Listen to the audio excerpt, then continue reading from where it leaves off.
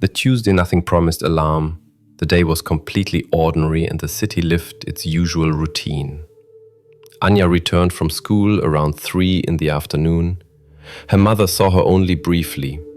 Anja quickly changed clothes, ate yogurt on the go, and left the apartment again. In the evening she had English classes, after which the girl usually went straight home. The route was worked out to automatism, and her mother was always calm. No one in the family even thought that something extraordinary could happen. At 6:15 in the evening, her mother sent Anja a message, simply asking whether she would come soon. Usually, the response came instantly, but this time the familiar checkmark about reading did not appear on the screen. 10 minutes later, she called her daughter on her mobile. The voice of the automatic system reported that the subscriber's number was unavailable. From this moment, a weak feeling of anxiety appeared in her mother's head. By 7 o'clock, the anxiety had grown, and an hour later the parents were already calling Anja's friends. Nobody knew anything. They called the English language school. The teacher said that the lesson had ended on time. Anja left alone, as always, and looked completely normal. The panic began around 9 in the evening. At 9:40 in the evening, the parents were already at the police station, filling out a report about a missing minor. Such events rarely occurred in the city.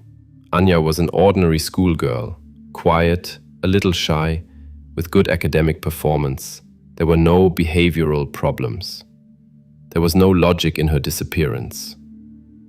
Already the next morning, the entire city knew about the teenager's disappearance, but the searches yielded no results.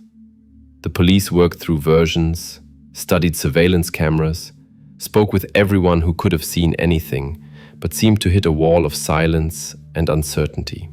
The first alarming call sounded when the parents decided to carefully study Anja's phone and her correspondence on social networks. For her mother, this became a real revelation. It turned out that part of the messages had been deleted, and not a month ago, not a week ago, but literally 2 days before the disappearance. Anja had never done anything like this before. This was uncharacteristic and alarming.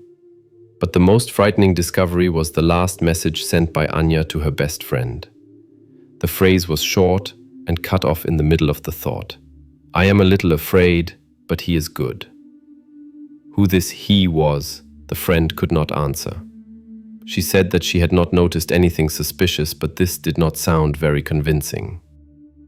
While the parents tried to comprehend the situation, police officers checked routes and surveillance cameras installed along the way home. Everything was useless. Anja seemed to have disappeared right on the central street in broad daylight. It seemed that nobody saw her getting into a car or talking with a stranger. The police were already preparing to expand the search circle and send orientations to neighboring regions when a message came from the suburban forestry.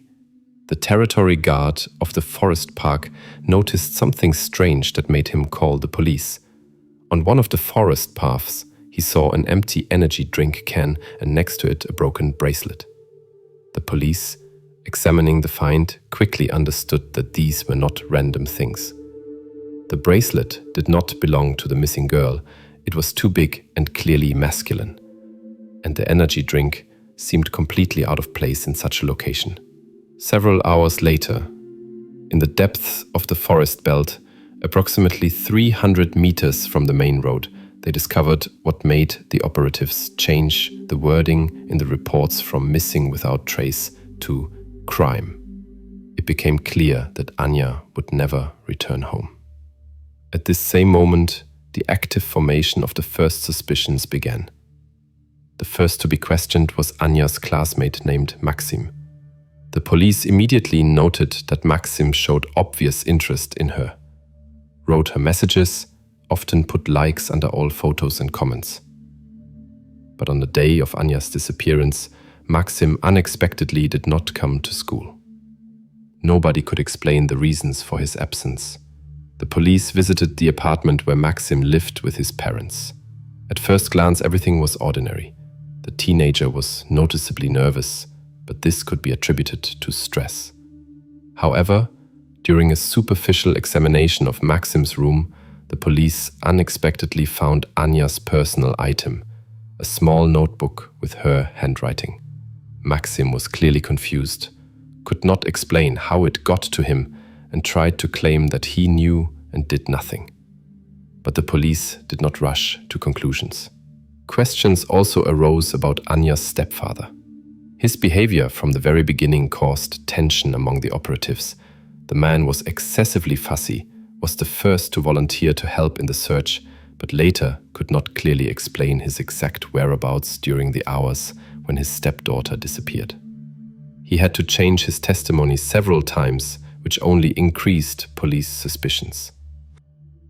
However, when investigators were already preparing to take Maxime under special control and begin a full check of the stepfather, completely new information suddenly appeared that completely changed the course of the investigation.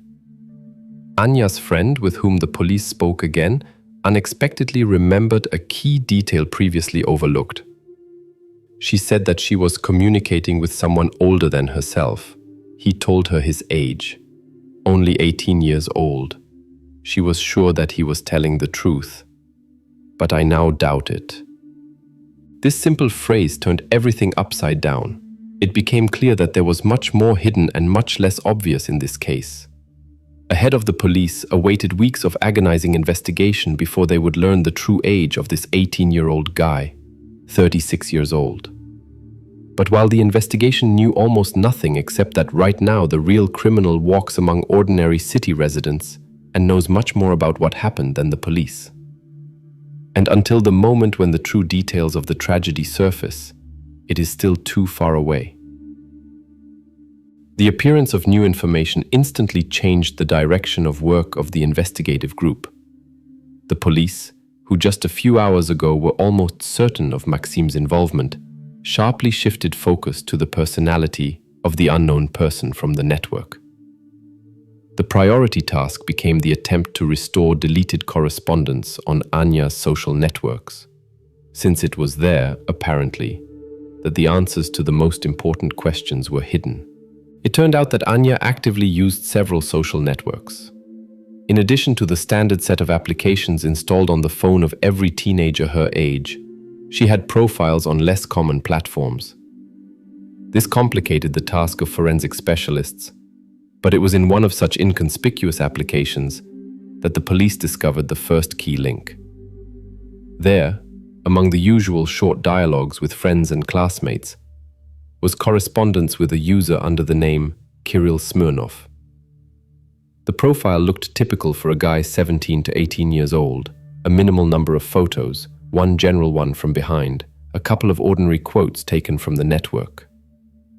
However, technical specialists quickly identified inconsistencies. It turned out that Kirill's photos were taken from open sources on the internet, and the profile itself was created only 3 months before what happened.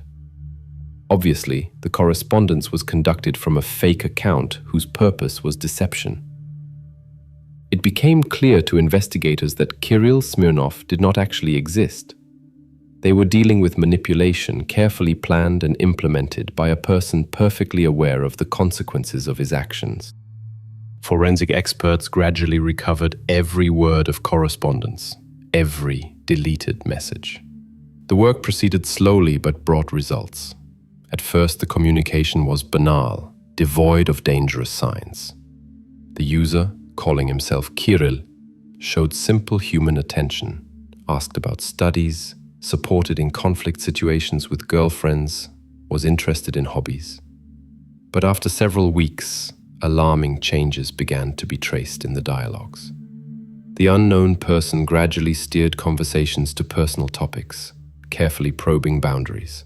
Initially, he asked neutral questions about family, domestic problems, life plans. Over time, Anja's trust increased, and she herself began sharing with Kirill experiences that she did not tell even close friends.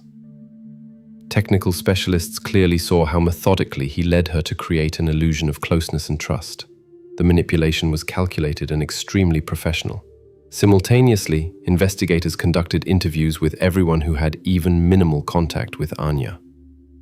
An acquaintance of Anja's older brother unexpectedly came into police focus. Andrei Vlasov, a young man of 20 years, previously held accountable for hooliganism and phone theft. Andrei had known the family for a long time, visited them as a guest, knew Anja well, and several months ago unexpectedly added her as a friend on one of the social networks. This information seemed strange and alarming. Investigators studied Andrei's profile. It turned out he indeed showed heightened attention to Anja, regularly liked her photos and left comments. But unlike classmate Maxim, did this more carefully and cautiously. Police attention intensified when a short message exchange between Andrei and Anja was discovered in the recovered correspondence. In the messages, Andrei suggested she meet secretly to discuss some important matter, details of which were not revealed. In the correspondence, he asked her not to tell her brother about this to avoid arousing suspicions. This looked extremely suspicious. Operatives did not waste time. Andrei was detained for intensive interrogation. During interrogation, he was clearly nervous and confused in his testimony. At first, he claimed he had not communicated with Anja at all, then admitted to correspondence but assured that no meeting had taken place. When direct evidence of their conversation was presented to him, Andrei changed his position, stating that he wanted to talk with her about her brother's personal problems. The testimony sounded unconvincing, and investigators were certain he was hiding something important. But technical experts continued their work, and with each hour the picture became increasingly complicated. In the recovered correspondence with Kirill, more and more details emerged. It became clear that shortly before her disappearance, Anja had arranged a personal meeting with this person. In the dialogues, he carefully convinced her that the meeting would be completely safe, promised support and understanding, assuring that beside him she had nothing to fear. Forensic experts, examining profile data, tried to determine the real location of the message sender. The first results shocked everyone involved in the investigation. The IP address from which the correspondence was conducted was recorded in a completely different city, almost 100 kilometers from the scene of the incident. This dramatically complicated the situation, forcing investigators to think about how thoroughly the entire scheme had been planned. The version with Andrei Vlasov began to fall apart before their eyes. Although his behavior was extremely suspicious, it became obvious that he could not simultaneously be in two places. Experts clearly proved that the author of messages was located outside the city, and now police had to reconsider the circle of suspects anew. Thus, investigators found themselves facing an extremely difficult situation. The person behind the crime clearly knew well how to confuse traces and mislead operatives. And most unpleasant, it was obvious that this was far from the first such correspondence. Similar manipulations were perfected to the smallest detail, and now it became clear that Kirill Smirnov was just one of the masks used by a person who perfectly understood what exactly he was doing and how to avoid immediate exposure. But at this stage, investigators did not yet know the main thing: how much older this person turned out to be, and what other secrets were hidden behind his false identity. Full revelation of the mystery was still far away. Forensic experts quickly established the exact location of the IP address from which correspondence was conducted under the name Kirill Smirnov. The address turned out to be linked to an apartment in one of the old districts of a neighboring city. This place immediately attracted the attention of operatives. The district was considered disadvantaged. Old 5-story buildings, many vacant apartments, and local residents who usually avoided unnecessary communication with law enforcement. By evening, a group of police officers departed to the location. The door of the apartment indicated by experts was opened by a man who appeared to be about 35 years old, introducing himself as Igor Semenov. Initially, he calmly received the police visit, but upon hearing what matter they wanted to discuss with him, he became noticeably nervous. Police immediately sensed they had hit the right target. Disorder reigned in Igor's apartment with scattered clothing everywhere, empty beer bottles and unwashed dishes in the kitchen. A laptop stood on the table, which operatives immediately confiscated for further examination. The man was clearly not prepared for such a turn of events. When asked about correspondence with Anja, he began sharply denying his involvement, claiming he was hearing this name for the first time and had no idea about what was happening. However, examination of Igor's biography showed that he was far from as harmless as he wanted to appear. Behind him were several police encounters for minor offenses, hooliganism, fights, threats to a former girlfriend, but most alarming was that 8 years ago, he had already been held accountable for distributing indecent photographs of teenagers on social networks. The case was then closed for lack of evidence, but for the investigation, this was a serious signal.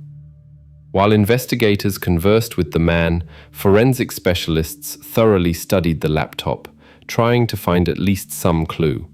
The first results appeared quickly enough. Traces of multiple social network accounts with different names and photographs similar in style to those used by Kirill Smirnov were discovered on the hard drive. There remained practically no doubt that the man was connected to this profile. Igor Semenov was delivered to the police station for further interrogation. However, there Igor unexpectedly changed his position. Now he no longer denied that correspondence was conducted from his computer, but claimed he had no relation to it. According to him, his laptop was hacked by unknowns a week ago. He supposedly noticed this from strange freezes and deleted files. He also showed police correspondence with the provider's technical support service, in which he complained about the hack.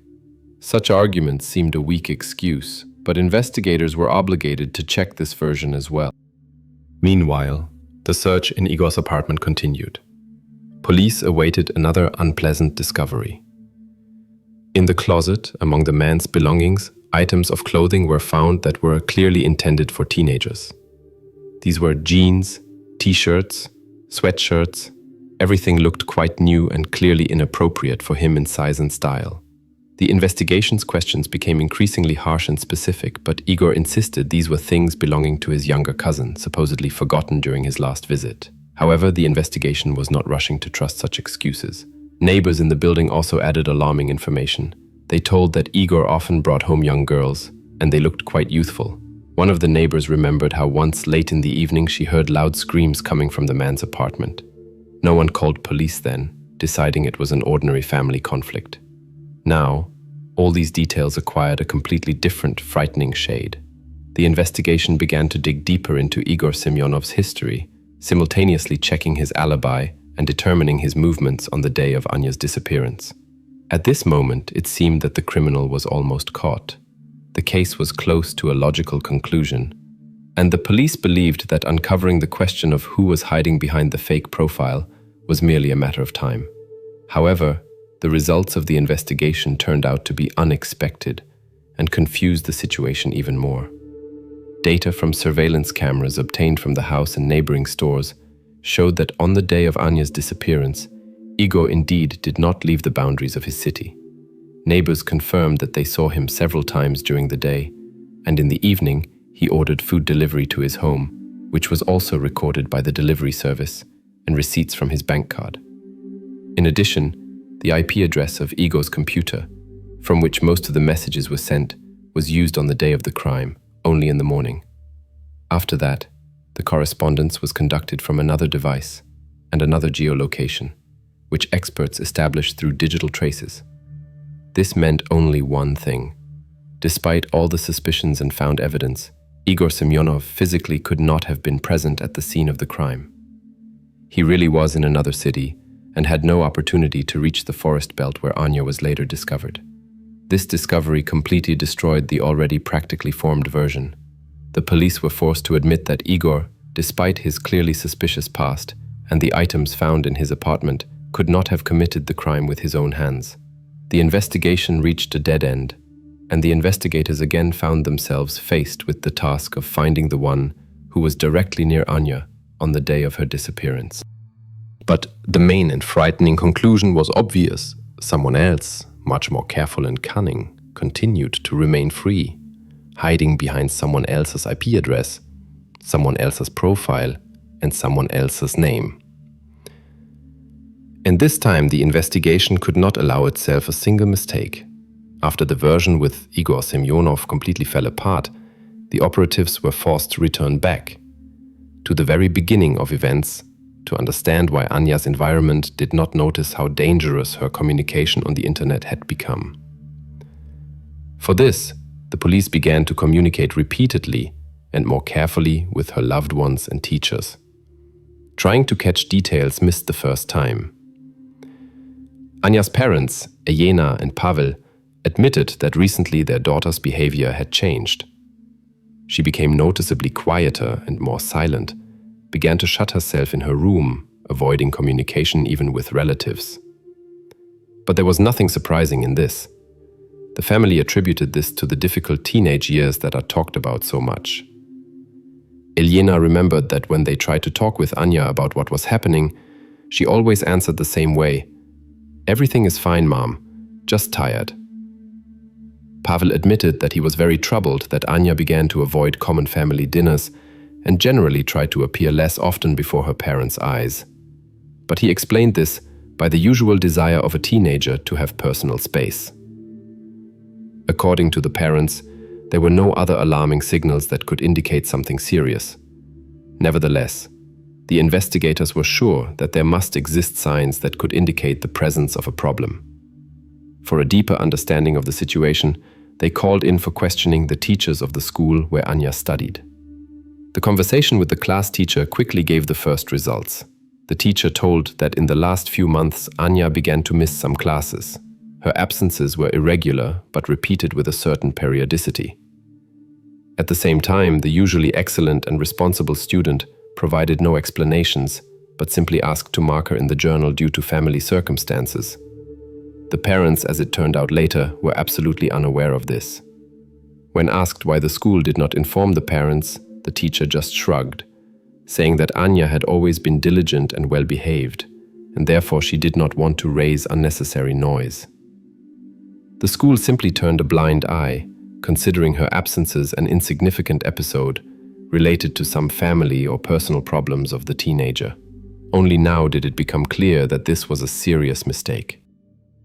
The operatives continued to work with Anja's environment and soon found out that shortly before her disappearance, she had a serious conflict with her best friend Christina. This circumstance immediately aroused new suspicions in the investigation.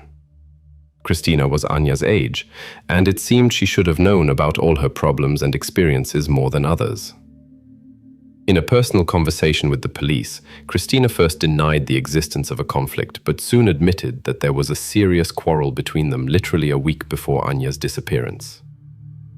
The cause was correspondence on social networks. Christina learned that Anja was communicating with an unknown guy, but decided that her friend was simply looking for adventures. She tried to warn her about possible danger, but Anja abruptly cut off the conversation, accusing her friend of envy and attempting to ruin her personal life. The police wondered whether Christina could have hidden important information simply because of resentment toward her friend. Her behavior during interrogations became increasingly nervous, and eventually the girl admitted that she knew more than she initially said. She showed the investigation several messages that Anja had sent her before her disappearance, in which a certain Kirill was mentioned, and admitted that she had kept quiet about this, fearing that she would be accused of inaction. The operatives again checked Anja's phone, studying every message and every contact. Attention was drawn to a new important detail previously missed by experts. In the deleted folder of the phone, a short video was discovered, recorded by Anja herself shortly before contact with her was lost. In the video, Anja was in a room, resembling the entrance of a residential building. The lighting was dim, which complicated clear determination of the place.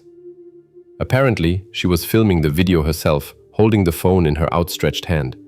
She looked tense and slightly nervous, constantly fixing her hair. In the background, the sound of opening elevator doors could be heard, as if she was waiting for someone. Her voice sounded quiet, almost in a whisper, but the words were distinct and made the operatives tense up even more. "I hope you are as kind as you are on the internet. At that same moment, the video cut off. It became clear that it was precisely in these minutes that she was meeting with the one who still remained unknown, but whose influence had already cost her life. This video became important evidence, confirming the fact of a real meeting with a stranger. But besides confirming the meeting, it gave no hint about his identity. The face of the person Anja was waiting for did not get into the frame, and this did not allow moving the investigation forward yet. The police realized how little had been done before the tragedy to recognize the danger signals that the teenager was trying to hide from everyone. The investigators again felt how well thought out the criminal's actions were. He carefully masked every step and knew how to make the victim keep everything secret. All that remained was to continue the work, step by step, reconstructing the events of that day and approaching the moment when the identity of the one who stood behind this entire tragedy would become obvious to all. After discovering the video in Anja's phone, it became obvious to the investigators how deeply the unknown criminal had penetrated her consciousness. Now the main task of the investigation was to understand exactly what methods he had managed to use to establish such a strong psychological connection while remaining completely anonymous. Forensic experts once again studied in detail the entire array of recovered correspondence, comparing messages by dates and times. It became obvious that Kirill Smirnov began communication extremely cautiously and neutrally. At the very beginning of communication, there was nothing that could cause Anja to be suspicious. Simple, everyday conversations about school, movies, and music gradually shifted to more personal topics, such as family problems, relationships with friends, and personal complexes. Soon, suspicions intensified even more. After being called to police for repeat questioning, Sergei Markov did not appear at the appointed time. Operatives went to his home, where they discovered that he had hastily left the apartment, taking documents and personal belongings. Neighbors confirmed that Markov had left early in the morning by taxi, clearly nervous and hurrying. His phone was turned off, and he did not answer messages and calls. The school psychologist's disappearance immediately became a serious problem for the investigation. Now investigators did not doubt that Markov was connected to Anja's story more strongly than he had tried to present earlier. Operatives declared him wanted, sending bulletins to all nearby regions. However, at the same time, criminalists continued work on the laptop seized from Igor Semenov's apartment and discovered an important detail that could completely change the course of the investigation. In the contact list of one of the fake profiles used by the suspected criminal, an account registered under the real name of Sergei Markov surfaced. The situation was becoming increasingly complicated, but one thing became obvious to the investigation. Markov was somehow acquainted with whoever was hiding behind the fake profile of Kirill Smirnov, which meant he could know more than he had told earlier. However, while police tried to understand exactly what role the school psychologist played in everything happening, Markov himself remained inaccessible. His sudden disappearance and proven connection to the suspect forced investigators to admit that they were dealing with something much more serious and deep than it seemed at first glance. Now, every time lost by the investigation could lead to a new tragedy. Sergei Markov's disappearance instantly raised the alarm level in the police department. Bulletins with his photograph were distributed to all police departments and transport hubs in neighboring regions. Investigators were practically certain that Markov had fled, not by chance. However, they still could not say for certain whether he was directly connected to Anja's death, or had merely been frightened by accusations and decided to hide until the situation was clarified. The search for Markov did not last long. Within just a few days, the man was found in a small town located approximately 100 kilometers from the scene of the incident. He had stopped at relatives and, apparently, had not planned to hide for long.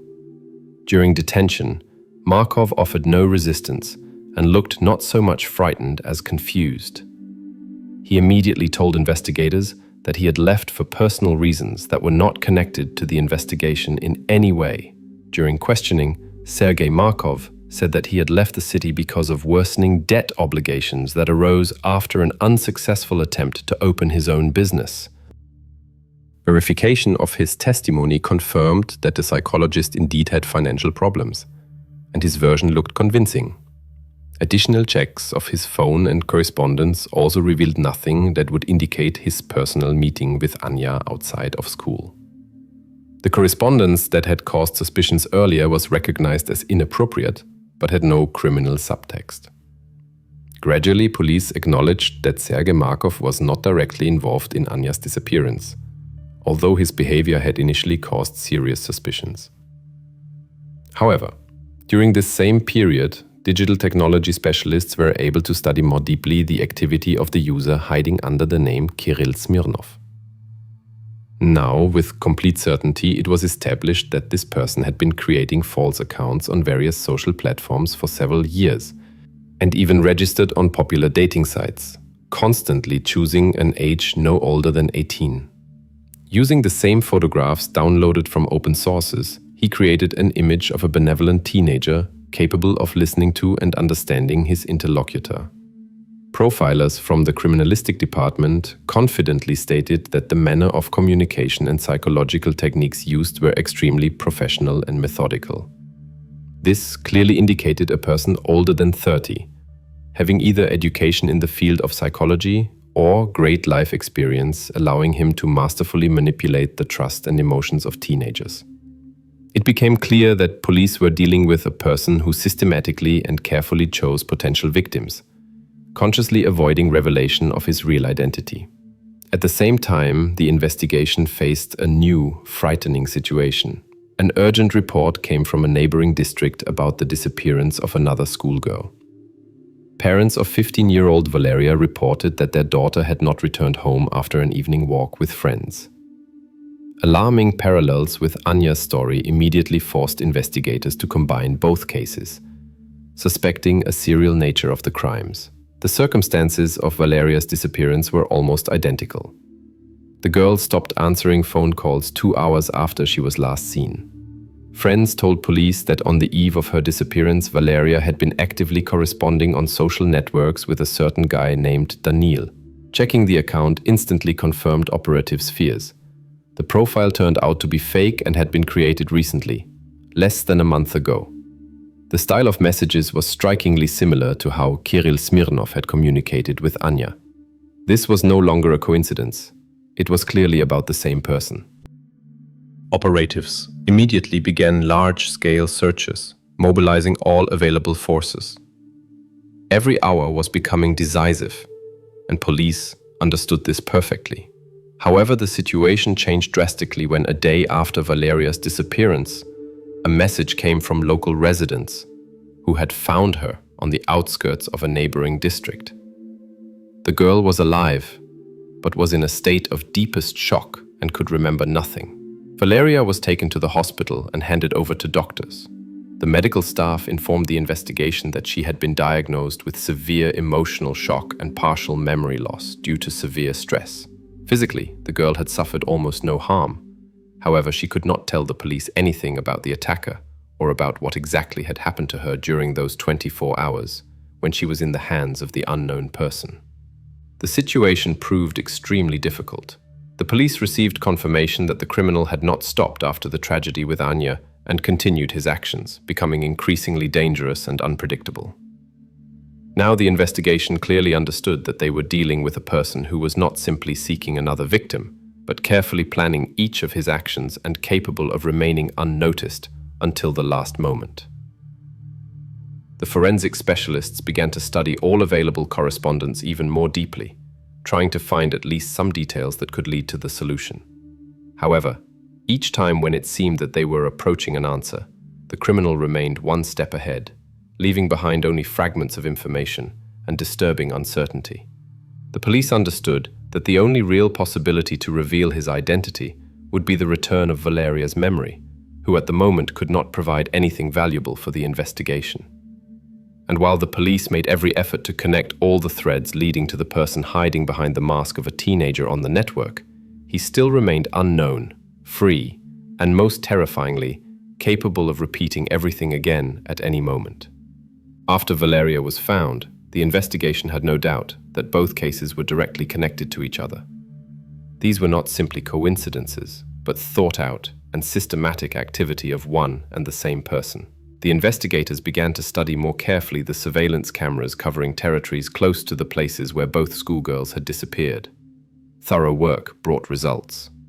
Operatives discovered a suspicious automobile that had regularly appeared in camera lenses installed near Anja's home and school for several days before her disappearance.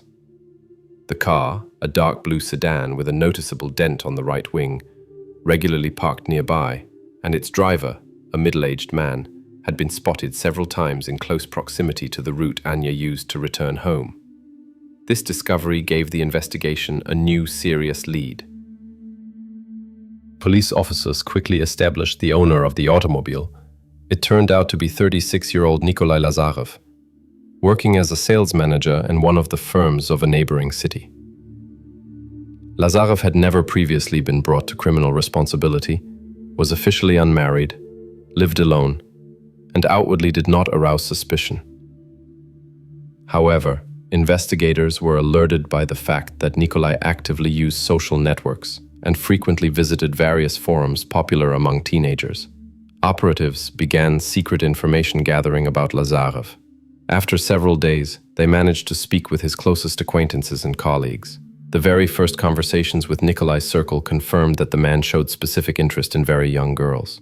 Work colleagues told that he often boasted about new acquaintances on the network, while preferring not to name the age of his interlocutors, but periodically accidentally let slip and mention that they were quite young. During a more detailed conversation, one of his close friends admitted that he knew about Nikolai's inclinations, but never took it seriously, considering it rather a strangeness or quirk, not a real threat.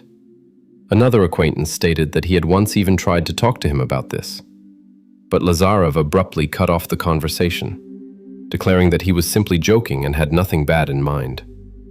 Thus, the circle, possibly without realizing it, had been turning a blind eye to dangerous signs for years, gradually giving Lazarev a sense of complete impunity. Meanwhile, the police conducted a search of Nikolai's apartment. The man was clearly confused, but tried to maintain calm, answering the operatives' questions. He confirmed that he indeed visited near Anja's school, allegedly visiting friends living nearby. At the same time, he denied any connection with the disappearances and correspondence with teenagers, claiming that his social network profile had allegedly long been hacked by unknown persons. Unexpectedly for everyone, during the search, one of his friends, previously questioned by police, Oleg Stepanov, appeared. Right on the spot, seeing Lazarev surrounded by operatives, Oleg began unexpectedly declaring that he was to blame for everything that had happened. He claimed that he had taken Nikolai's car without his knowledge, and that the whole story was only an accident that had gotten out of control. His statements sounded extremely confused and unconvincing, but the police were forced to react and detain both men until the circumstances were clarified. However, just a few hours later, it became obvious that Oleg's testimony was false. Checking surveillance cameras proved that Nikolai had been behind the wheel of the automobile each time. Oleg was clearly trying to cover for his friend, or was himself under his influence and trying to distract the investigation. After a short interrogation, Stepanov admitted that he had lied, trying to help his friend avoid responsibility. The investigation continued, working with Nikolai. Now, already under pressure from irrefutable facts, Lazarev began giving confused explanations. He insisted that he had been near the school by chance and had no intentions to harm Anja. But soon, the work of technical specialists gave another result, completely destroying his version. When studying Nikolai's laptop, operatives discovered a folder with photographs taken several days before Anja's disappearance. In the shots, clearly made with a hidden camera, Anja was captured heading home after classes, standing at the bus stop, talking with girlfriends. It became obvious that Lazarev had chosen her in advance and had been watching her every step for a long time, knowing her entire daily routine. This discovery completely changed the dynamics of the investigation. and proved that the criminal had acted according to a clearly worked-out plan, and not at all due to random circumstances. At this moment, the investigators realized how far Lazarev was prepared to go, hiding true motives and carefully planning each action. Now, only one thing remained to understand. What other secrets exactly were hidden in his life, and what had forced him to move from virtual acquaintances to real crimes? The investigators were certain that the answers were close, and soon they would be able to reveal the full truth about who Nikolai Lazarev really was and why he had remained beyond suspicion for so long, freely continuing his terrible game. As soon as the investigation approached Nikolai Lazarev closely and obtained irrefutable evidence of his involvement, events began developing rapidly. Despite the fact that the police already had photographs from the laptop and recordings from surveillance cameras, the investigators did not yet have the right to officially announce the solving of the case until all procedures were completed. Meanwhile, Nikolai sensed the threat and began acting. That same evening, operatives watching his house reported alarming news. Lazarev had suddenly disappeared from the apartment. Police officers immediately entered the premises and discovered there traces of hasty departure. Wardrobes were thrown open. Personal belongings lay scattered on the floor. The laptop had disappeared along with him. The most alarming thing was that the suspect had managed to delete all his social network profiles, thereby destroying yet another possible proof of his guilt. The police urgently began operational measures to establish his whereabouts. Nikolai's car, previously recorded on footage, was found abandoned on the outskirts of the city. Forensic experts thoroughly examined the interior and trunk, discovering traces of blood there, which were immediately sent for examination. Within just a few hours, the analysis results confirmed the worst fears. The blood belonged precisely to Anja. Now the investigation had obtained that very evidence, which unequivocally linked Nikolai Lazarev to the crime. At the same time, police received information that someone had seen a man matching the description boarding a bus at a suburban bus station, heading to a neighboring region. Operatives began tracking all tickets purchased in recent hours, and surveillance cameras confirmed that Nikolai had indeed left the city and headed to an area where the border with a neighboring state was only a few hours' drive away. While police actively conducted the search, information unexpectedly appeared in the media space that further complicated the situation. In one of the regional public groups, someone anonymously reported that Nikolai Lazarev had allegedly been found dead on the territory of an abandoned building in a neighboring city. The message quickly spread across the network and even made it into evening news broadcasts. This information initially disoriented operatives, but soon after thorough verification, it was established that the message turned out to be fake. Probably its purpose was an attempt to buy time for the fugitive or confuse the investigation. However, police did not make a mistake and did not weaken control over transport hubs. All posts were notified that the suspect was alive, healthy, and trying to leave the country's territory. Operatives involved in the operation were maximally focused and perfectly understood the price of error in this situation. Meanwhile, Nikolai Lazarev was already in another region, changing transport and trying to hide in the flow of people. He was cautious, avoiding large cities and train stations, trying not to fall into the field of view of cameras and police. The man carefully planned his escape, clearly understanding that he was being sought throughout the country. He changed clothes and bought a new phone, but one random mistake still gave him away. At one gas station, Nikolai paid with a bank card, forgetting that transactions are immediately recorded by the monitoring system. This small mistake allowed police to determine his approximate route and move to intercept. Officers from operational units were urgently transferred to the area where the suspect was last seen. Already Already that same night, at a small checkpoint near the state border, Nikolai Lazarev was stopped for document verification. At first glance, he looked completely calm, but police officers who had received bulletins with his photograph immediately recognized him and detained him. The man offered no resistance. However, it was clear that until the very end, he believed in his impunity and possibility of avoiding responsibility. During detention, Nikolai looked depressed but continued to remain silent. Understanding that every word spoken now had decisive significance, in his pockets they found a significant sum of cash money, a foreign passport and a new mobile phone in which there was not a single record and not a single contact. It became obvious that his plan was to leave the country's territory forever and completely zero out his identity. News of Lazarev's detention instantly spread among police officers and became the first truly positive event since the beginning of the investigation. But operatives perfectly understood that detention was only the beginning of the next stage. Now the investigation had to not simply prove his guilt, but also understand the true scale of crimes committed by him. Meanwhile, Nikolai was brought back to the city where the tragedy with Anja occurred. Investigators were ready for a lengthy and complex confrontation with the suspect, perfectly aware that Lazarev, during the time of his actions, had proven the ability to carefully plan every step and hide his true intentions until the very last moment. Ahead lay the most difficult part of the work, to achieve from the suspect a full confession and reveal all details of what he so carefully tried to hide.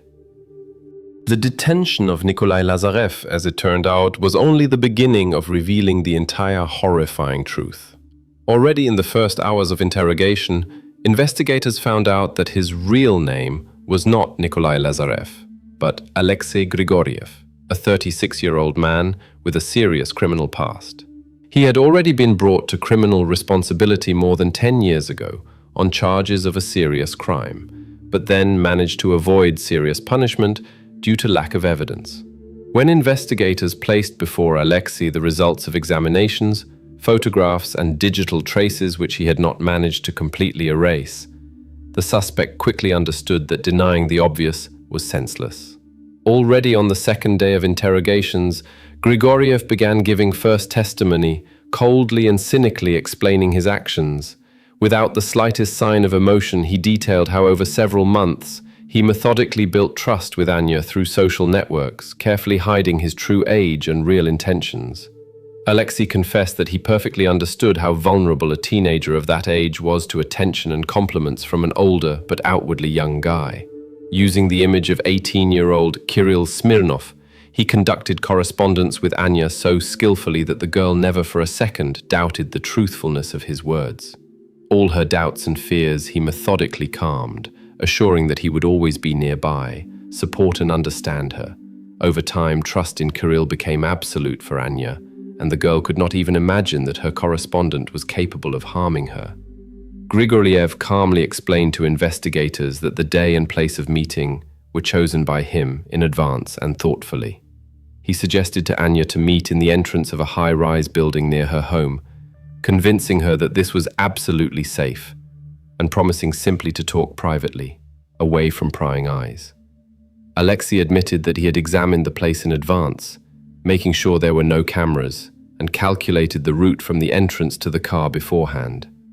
After Anja agreed to the meeting, he waited for her in the entrance and calmly convinced her to get in the car, saying that he wanted to talk in a quiet place. The girl, trusting his every word, did not even try to refuse. After this, Grigoriev took her to a deserted forest belt where he had planned in advance to commit the crime, after which he staged the incident as an accident, believing that in this way he would manage to avoid punishment. But his calculation turned out to be wrong. Every piece of evidence, every correspondence, every action of his left a digital trace which experienced investigators and forensic experts were able to restore completely. Analysis of digital data proved his complete awareness of Anja's age, and also confirmed that he had chosen and pursued precisely her in advance. On the laptop were found dozens of other correspondences with teenagers. However, precisely Anja, unfortunately, was the first to agree to a real meeting. Throughout the entire investigation, Alexei tried to justify himself by claiming that he allegedly had not planned to bring the matter to a tragic finale. asserting that everything happened by absurd accident. He even tried to convince the investigation that Anja herself had provoked the situation, and he allegedly simply could not restrain his emotions. However, when studying his correspondences and data from the phone, investigators found evidence that the crime had been planned in advance. Digital examinations showed that several days before the meeting, Alexei had repeatedly searched the internet for information about how to hide traces of crime, as well as routes allowing one to leave the city unnoticed after the deed. The accused's last attempt to present himself as a victim of circumstances completely failed when investigators presented him with data from cameras that recorded his calm behavior after committing the crime. The footage showed how Alexei, calmly and confidently, drives into a gas station, buys coffee and an energy drink, then returns to the car, not even trying to hide his face. All his actions were absolutely cold-blooded and measured, devoid of any excitement or worry. When all the evidence was presented in court, Alexei Grigoriev completely lost the ability to defend himself. He could no longer refer to coincidence or claim that he allegedly did not realize the consequences of his actions. The trial did not last long. The prosecution had sufficient, irrefutable evidence to find him guilty. Anja's parents saw him in the dock for the first time, but the man never raised his eyes, remaining outwardly indifferent to what was happening. Ultimately, the court handed down the maximum possible sentence to Alexei Grigoriev provided by law for the crimes committed. He was convicted and sent to a strict regime colony where he was to spend many years. However, the awareness of his punishment brought no comfort to Anja's family, forced to live with the heavy feeling that such a story could have happened to anyone. Anja's parents were left alone with the realization that many people around them daily miss alarm signals, attributing them to teenage years, fatigue, or problems at school. The investigators closed the case, but none of those who participated in the investigation will ever forget how easily and simply a person can destroy someone's life by simply writing a few messages on social networks. This story was not unique, it was not the first, and, unfortunately, did not become the last.